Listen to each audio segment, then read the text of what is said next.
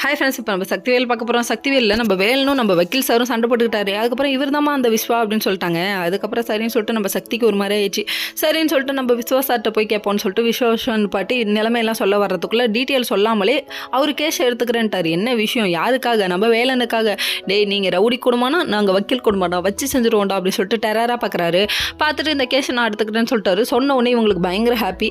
அதுக்கப்புறம் யார் எதிரியாக இருக்காங்கன்னு எந்த டீட்டெயிலும் தெரியாமல் எடுத்துக்கிட்டாருன்னு நினச்சா கூட்டு வந்து மிரட்டுறதுக்கு பிளான் பண்ணுறாங்க. எங்கே நம்ம சிக்கல் சிவபதி வீட்டில் அல்ல கையாக ஒருத்தர் சுற்றிட்டு இருப்பார். அவர் வந்து இங்கே சொல்ல இவர் வந்துட்டு இதெல்லாம் சும்மா விடக்கூடாது, தூக்கிட்டு போயிடுவோம் அப்படின்னு சொல்லிட்டு இவர் வந்துட்டு வக்கீல் ஆளை வச்சு தூக்கிட்டாரு. அடப்பா அபிமனுஷா அப்படிங்கிற மாதிரி இருந்தது. இன்னொரு பக்கம் இதெல்லாம் எதுவுமே தெரியாமல் நம்ம சக்தி அப்பாடா ஒரு வழியாக நிம்மதியாக நம்ம வந்துட்டு அப்பாவுக்கு வந்துட்டு வாதாட ஒரு வக்கீலை செட் பண்ணிட்டோம் அப்படின்னு சொல்லிட்டு மனசோட அவங்க ஹாப்பியாக அவங்க வந்துட்டு வண்டியில் வந்துட்டு இருக்காங்க. வண்டியில் வந்தோடனே சரின்னு சொல்லிட்டு சக்திக்கிட்டையும் வேலைன்னு பேசிகிட்டு இருக்காங்க. நான் கொஞ்ச நாளுக்கு அப்புறம் உன்கிட்ட ஒரு விஷயம் சொல்லணும், உன்கிட்ட ஓப்பனாக ஃப்ரீயாக பேசணும் அப்படின்னு சொல்ல நீ லவ்வாக சொல்ல போகிறேன்னு சொல்லிட்டு அவர் ரொம்ப ஆனந்தப்பட்டார். லவ் விஷயம்லாம் இல்லைப்பா, முதல்ல ஃப்ரெண்டாகவே உன்னால் முடியல, நீ இதுக்கு லவ்வரை பற்றி பேசுகிற அப்படிங்கிற மாதிரி ஆயிடுச்சு.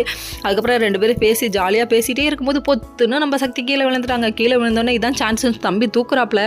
அடப்பாவி மனசா, எப்போன்னு காத்துட்டு இருப்பியா போயா அப்படிங்கிற மாதிரி இருந்தது. அதுக்கப்புறம் கடைசியாக ஒரு வேளை நீ என்ன சொன்னாலும் பரவாயில்ல தூக்கி தான் அப்படின்னு சொல்லிட்டு தூக்கிட்டாரு. தூக்கிக்கிட்டு உள்ள வரையில் ஒரு பாட்டை போட்டாங்களே, அடப்பாவிகளா இவங்களுக்கு பாட்டை போடுறதை தவிர வேறு எதுவுமே தெரியாதா அப்படிங்கிற மாதிரி ஆயிடுச்சு. வக்கீல் கிடைச்ச சந்தோஷத்தில் இவங்க ஒரு பக்கம் இருக்க அதுக்கு ஆப்படிக்கிறதுக்குனே காத்திருக்காரு நம்ம சிக்கல் சிவபதி. என்ன நடக்க போதோ தெரில. ஓகே ஃப்ரெண்ட்ஸ், நெக்ஸ்ட் வீடியோவில்